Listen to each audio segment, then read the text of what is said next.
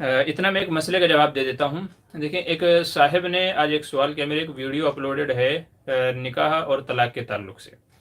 तो उसके ऊपर एक साहिब का ये कमेंट आया कि तलाक के लिए गवाहों का होना ज़रूरी है, निकाह के लिए नहीं, क्योंकि कुरान में तलाक के ताल्लुक से कहा गया कि जब तुम तलाक दो तो फिर गवाह बना लो। हालांकि निकाह के ताल्लुक से कुरान में कहीं भी नहीं है।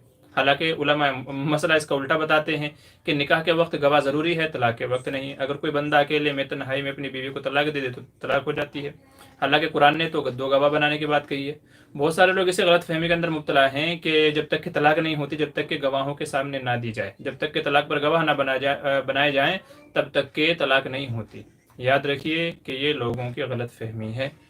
कुरान करीम में जो तलाक के वक्त गवाहों की बात कही गई है कि तलाक के वक्त गवाहों का मतलब गवाह बना लिए जाएं, तो इससे मुराद मुस्तहब और अमर मंदूब है। यानी बेहतर है अगर तलाक के वक्त गवाह बना लिए जाएं, ताकि कोई एक उसका इनकारी ना हो सकता है कि शौहर बाद में मुकर जाए कि मैंने तो तलाक नहीं दी थी, तो जब गवाह बना लेंगे तो मसला क्लियर हो जाएगा, गवाही देंगे कि जी हाँ इसने तलाक दी थी।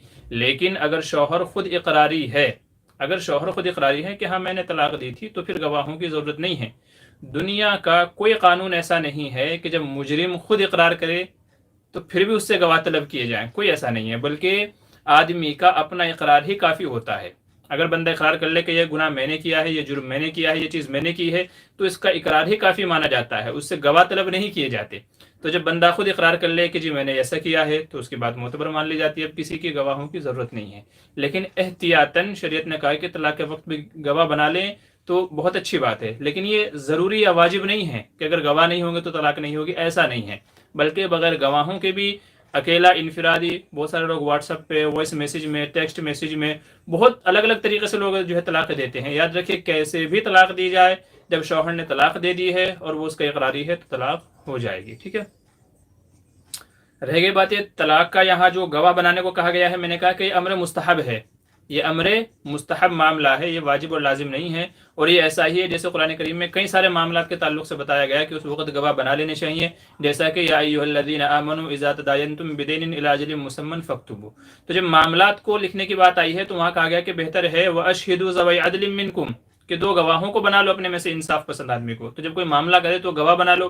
हालांकि बहुत सारे लोग ऐसे हैं कि चुपचाप से अपने मामलात कर लेते हैं, गवाह नहीं बनाते। तो लिखत पढ़ित में बेहतर है गवाह बना लिया जाए। तो यहाँ भी ये अमर मुस्तहब के लिए है। इसी तरीके से जब वसीयत का मामला आया तो वहाँ पर भी शरीयत ने कहा कि जब कोई किसी वसीयत करना चाहे किसी के ताल्लुक से, तो बेहतर है दो गवाह बना ले। तो यहाँ भी उलमा फरमाते हैं ये भी मुस्तहब है।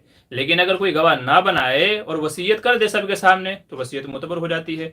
तो जैसे बगैर गवाहों के वसीयत मोतबर है, बगैर गवाहों के मामलात में लिखत पढ़ित मोतबर है, तो ऐसे ही बगैर गवाहों के तलाक भी मोतबर है, जब आदमी खुद इकरार कर रहा हो कि हाँ शौहर ने तलाक दी है, शौहर कहे मैंने तलाक दी है, तो उसका एतबार किया जाएगा, मजीद गवाहों की ज़रूरत नहीं है। रह गई बात यह कि निकाह के वक्त में शरीयत ने गवाहों का एतबार किया है। अगर निकाह के वक्त गवाह नहीं होंगे तो निकाह नहीं होगा। याद रखिए ये अगरचे कुरान में नहीं है लेकिन हदीस में है।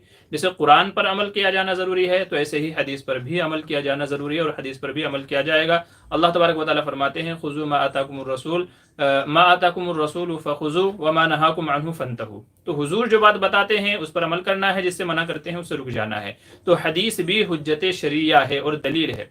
तो हदीस में कहा गया कि जब तक के दो गवाह ना हो तब तक के निकाह मुनक़िद नहीं होगा। तो निकाह के वक्त में दो गवाहों की क़ैद ज़रूरी है, तलाक के वक्त में गवाहों का होना ज़रूरी नहीं है। और इसकी एक सबसे बड़ी वजह यह है कि अगर निकाह के वक्त ज़रूरी करार ना दें, अगर निकाह के वक्त में गवाहों को गवाही ज़रूरी करार ना दें, तो कोई भी आदमी किसी भी औरत के ताल्लुक से दावा कर सकता है कि ये मेरी बीवी है। आदमी किसी भी औरत से, जो औरत पसंद है उसके ताल्लुक से कह दे ये मेरी बीवी है।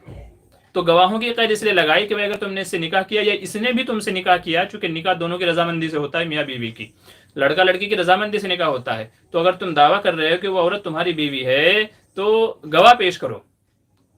अगर गवाह होंगे तो निकाह मोतबर होगा, वरना तो मामला ये हो जाएगा कि जिसको जो खूबसूरत औरत पसंद है वो उसके ताल्लुक से दावा कर देगा ये मेरी बीवी है, और गवाह है नहीं, तो मसला बड़ा उलझ जाएगा, बड़ा पेचीदा हो जाएगा और बड़े मुश्किलें और परेशानियां खड़ी हो जाएंगी। नीज़ निकाह के वक्त गवाह इसलिए भी ज़रूरी करार दिए गए कि जब दो गवाह होंगे तो वो औरत की इज़्ज़त, इस्मत और शराफत की गवाही देंगे कि हाँ ये हलाल तरीके से, हलाल ज़रिए से एक दूसरे से निकाह के बंधन में बंधे हैं और रिश्ते इज़्दिवाज में मुंसलिक हुए हैं। तो इसमें ये नहीं कि अगर दो मर्द औरत एक साथ इकट्ठा रहने लगे तो लोग चेड़ में गोइयाँ करेंगे।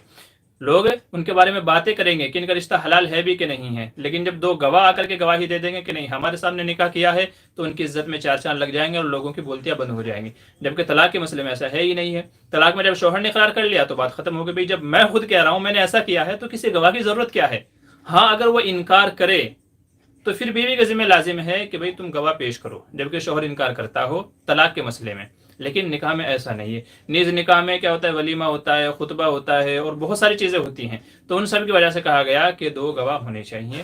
تو نکاح میں 2 گواہ ضروری ہیں، اس کے بغیر نکاح نہیں ہوتا، اور طلاق بغیر گواہوں کے ہو جاتی ہے. تو یہ کچھ چیزیں فرق کی ہیں اس کے ذریعے سے. اس سلسلے میں بعض لوگ کنفیوژن پیدا کرتے ہیں یہ کہہ کر کے کہ طلاق کے وقت گواہ ہونے چاہیے قرآن میں ہے، اور نکاح کے وقت اگر نہ ہو تو بھی چل جائے گا، اللہ رسول کو گواہ بنا لو تو بھی چل جائے گا، چونکہ نکاح کے وقت میں گواہوں کا ہونا یہ قرآن میں نہیں ہے. یاد رکھیے حدیث میں ہے اور حدیث پر بھی عمل کیا جائے گا. اور طلاق کے وقت جو گواہوں کی بات ہے وہ صرف امر مستحب ہے، جیسا کہ وصیت کے معاملے میں اور لین دین کے معاملے میں ہے. تو یہ مسئلہ ہے جو میں نے خلاصتاً ذکر کر دیا ہے تاکہ لوگوں کے جو کنفیوژن ہیں وہ دور ہو جائیں.